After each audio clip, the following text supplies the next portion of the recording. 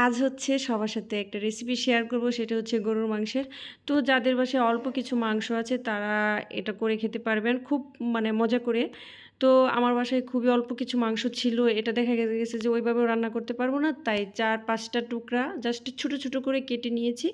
আর normally আপনারা গরুর মাংস যেভাবে রান্না করেন সেভাবেই অল্প করে মসলা দিয়ে তারপর এটা হচ্ছে সিদ্ধ করে নিবেন। সিদ্ধ করার পরে একদম সিদ্ধ করবেন।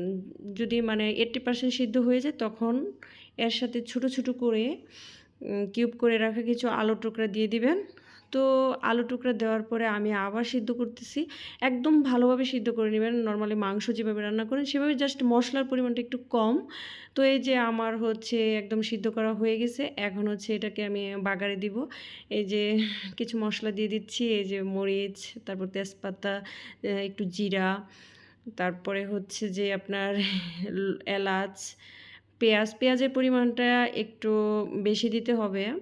একটু না, অনেক বেশি দিতে হবে। আর রসুনের পরিমাণটা ৫, ৬, ৭ টা একটু বড়, বড় করে দিবেন। তারপরে হচ্ছে যেটা, এটা অনেকক্ষণ ভেজে নিবেন।